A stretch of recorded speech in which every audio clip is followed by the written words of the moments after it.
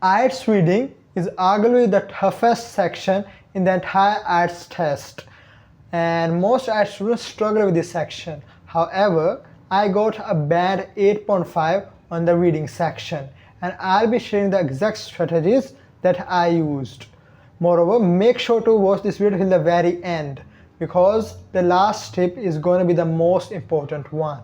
Tip number 1 is always start your test with less time consuming questions.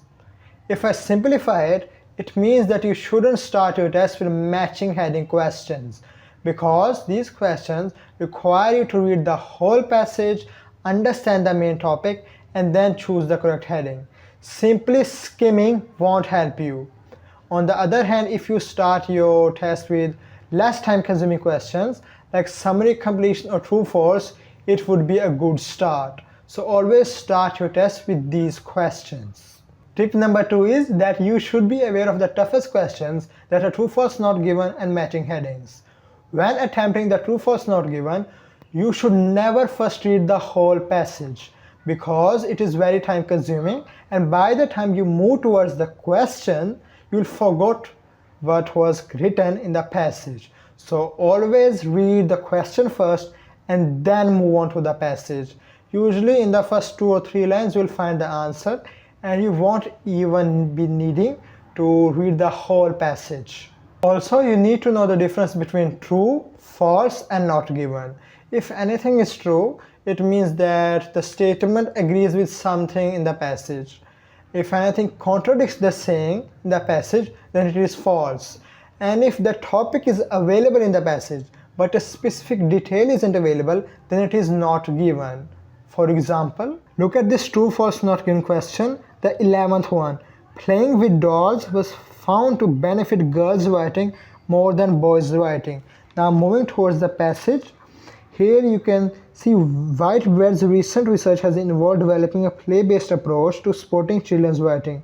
Many primary school children find writing difficult, but we showed in the previous study that a playful stimulus was far more effective than an instructional one. Children wrote longer and better structured stories when they first played with dolls, representing characters in the story. Now here dolls are written. Let's read the next line.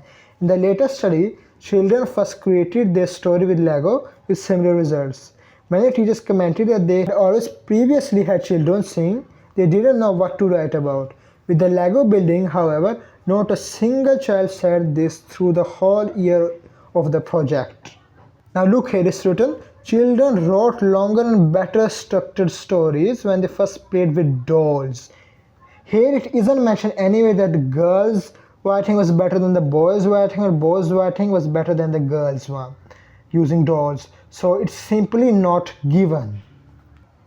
Tip number 3 is about matching headings.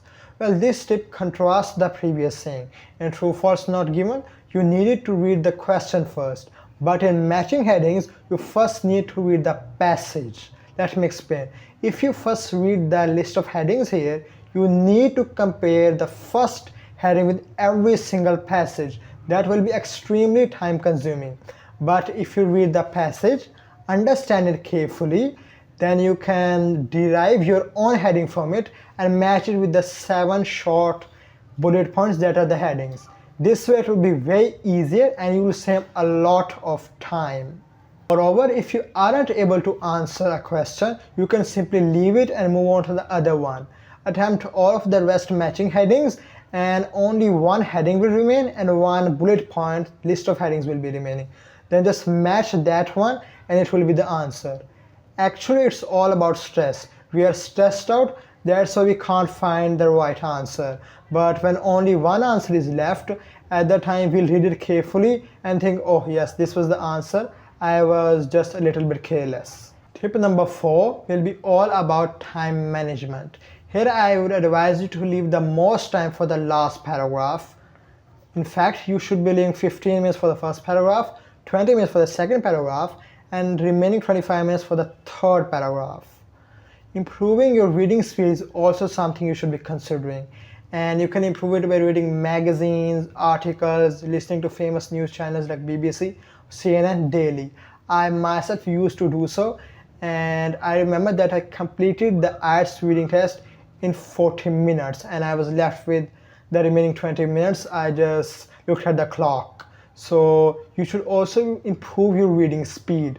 Same can be said for me with the practice tests. I used to complete them under 45 minutes because my reading speed was very fast and I knew how to skim properly.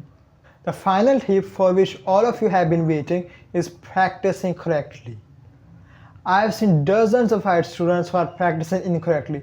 They just take a Cambridge book and start practicing blindly. They do one test, then move on to the other, then move on to the other, without identifying their weaknesses. The whole point of practicing these tests is identifying your weaknesses and converting them into strengths. Here I've covered true false not given and matching headings because nearly every student struggles with these questions. But it might differ for you. You might struggle with summary completion or matching sentences. Here you should spend 10 to 15 minutes separately on these questions. Understand the question, understand the paragraph, and do it. Whatever your weakness is, learn from it and correct it. This way you will get a band 9. It's my own experience. I've done this and consistently I've been improving. That's it. Now if you liked the video and found it helpful, make sure to give it a thumbs up, share it with those who need it, with your friends or family, subscribe and press the bell icon so that you get notified of every video that I upload on this channel.